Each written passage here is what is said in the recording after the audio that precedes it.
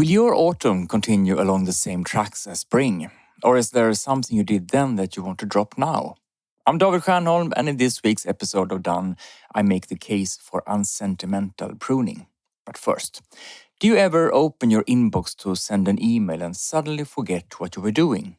In a post on the Struktör blog, let me tell you about a couple of simple Outlook and Gmail shortcuts that help you stay focused. You'll find a link to the post in the show notes.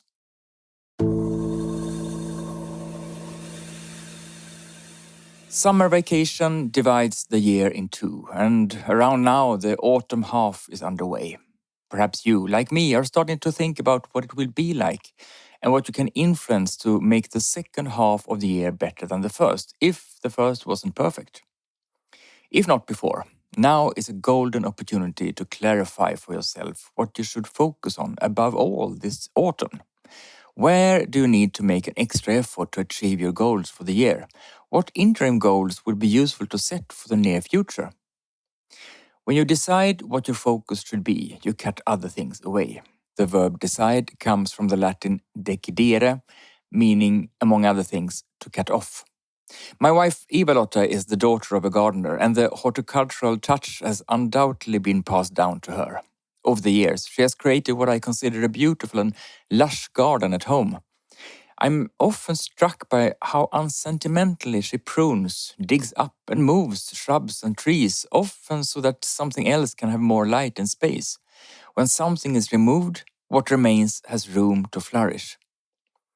Today, as we stand on the threshold of autumn, decide what you will cut out of your work during this second half of the year. Do this. Think about what you spent time on before summer that you will not devote time to this autumn. Write it down so that your decision becomes clear and tangible.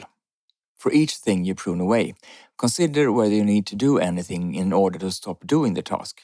If so, create a to-do item representing what you need to do. If there's nothing you need to do, simply let the task go. And then remove any physical reminders you have telling you to do the task. These might be recurring tasks in your to-do list app. It could be steps in a routine checklist, or a note you have put up to remind yourself to do what you're now pruning away. And when you're done, enjoy having freed up time and room for other tasks in the coming period. Because if you sharpen your focus and prune away tasks you used to spend time on, you reduce your workload. You make yourself more agile when setting priorities in your day-to-day work and create more room for new tasks and for things you want to spend more time on than you have before. What are you pruning away from your work this autumn? Give me examples of what that might be for you, because I'm curious to hear. Write to me at david@stiernholm.com and tell me. Thank you for today, and see you again next week.